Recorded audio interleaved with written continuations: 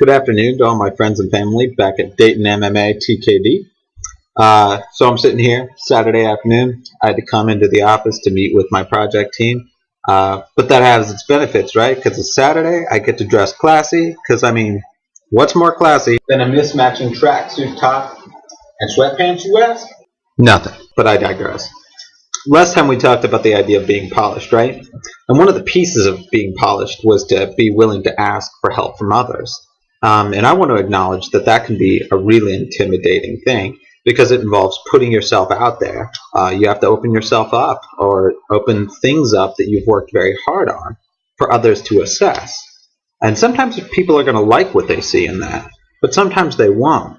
So the question becomes, how do you handle it when somebody who's assessing you, helping you be polished, doesn't like what they see? So that's what I want to talk about tonight.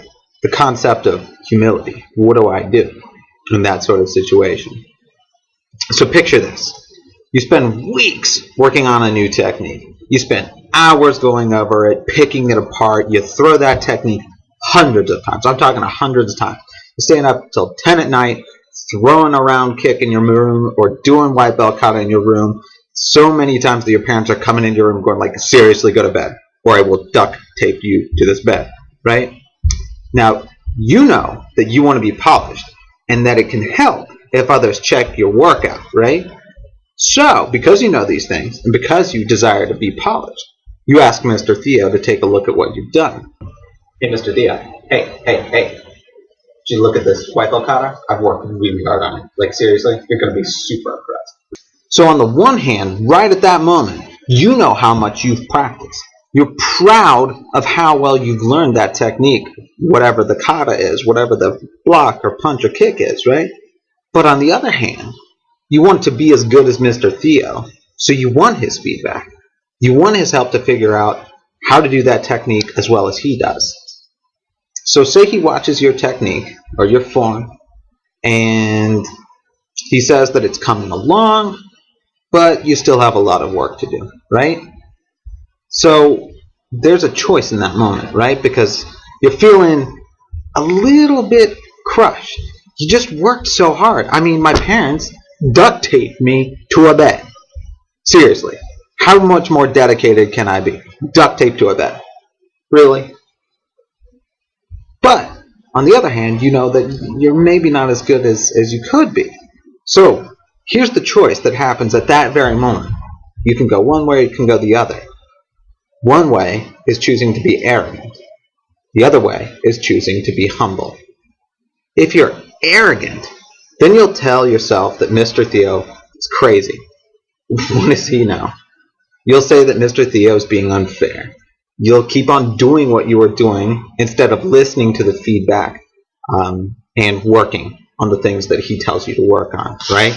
So you're going to sit there and do things like, Mr. Theo does not know what he's talking about. Mr. Alex would totally approve of this technique. I mean, it was gorgeous. It was just gorgeous.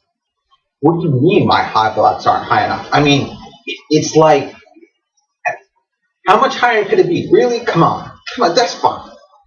You could tell yourself that you know everything you need to know. That's arrogance. If you're humble, though, you'll accept Mr. Theo's criticisms. You'll ask things like, oh, this isn't high enough? Okay, like how much higher? Like super high? Or just, okay, cool. Or, I'm dropping my foot. Oh, okay, so I need to retract the kick, too. So it's out and back. Oh, you mean throwing this in the office probably isn't a good idea. Okay. The point is that you'll acknowledge that Mr. Theo, has been doing this a lot longer than you have. He's used that technique or that kata thousands of more times than you have at this point. He knows it so well that he can help you figure out how to become as good as he is with that technique. But that's just an example, right? And in that example, arrogance meant closing yourself down to learning anything. Arrogance meant assuming that you already knew it all. It meant that you weren't really asking for someone to help you get better. You were expecting someone to tell you that you're as good as you think you are.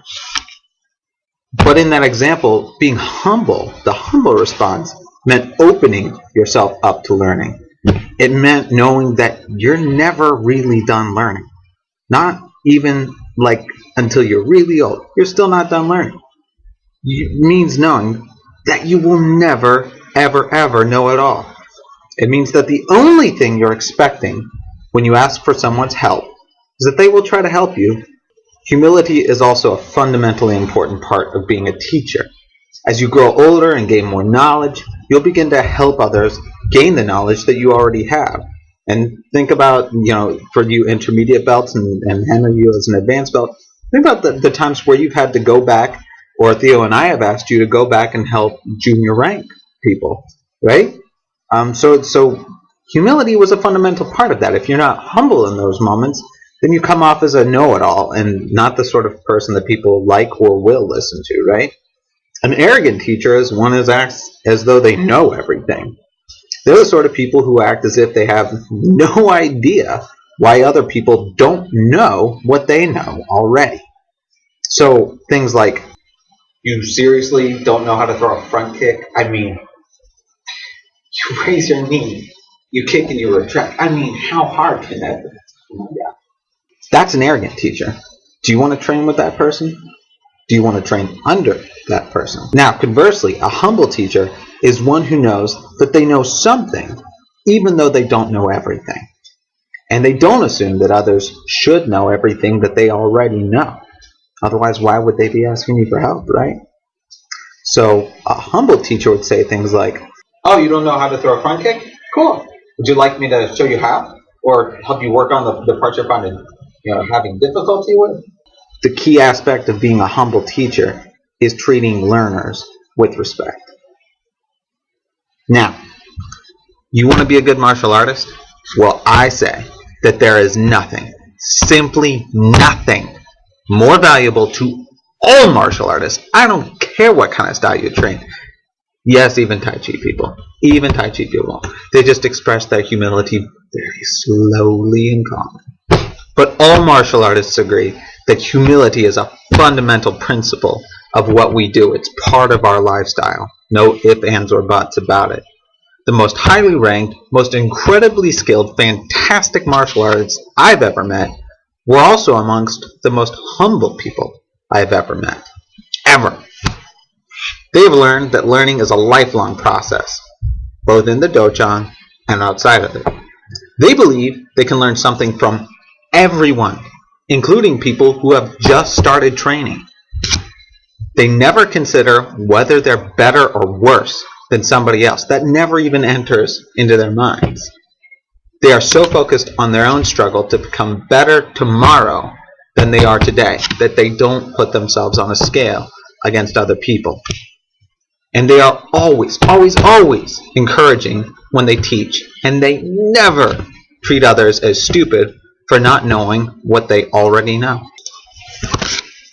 So the case in point, ladies and gentlemen, is be humble, which is simple in theory, but not necessarily simple when you try to put it into practice. But struggle for that every day. Never, ever, ever, ever close yourself off from learning. I learn from every student I teach, from the most advanced to the most junior, the ones that don't even yet know how to tie their own belts. That's okay. Believe that everyone, I mean everyone, can teach you something. That you can learn something from everyone, even just by watching them. Even if you don't like them at all, you can learn something. If only by learning what you don't want to do, or the kind of person you don't want to be. Oh, and you know what? It's just a little secret. I mean, I don't want this to get out or anything. But parents and teachers, they can teach you a lot too. I mean, a lot. I mean, so much stuff that you really actually want to know. How do I put this? You should listen to them. That's how I put it. And for goodness sake, stop. If you are, and if you haven't started yet, don't ever start. Don't ever think of yourself in terms of better or worse than somebody else, especially not in martial arts. Not in school, not in anything else. Think about where you are right now in your own journey. And think about the fact that if you work really hard today, then tomorrow you can always be better. That until the day you're gone from this earth, that you will always have the ability to make yourself a little bit better. Always things to work on, right?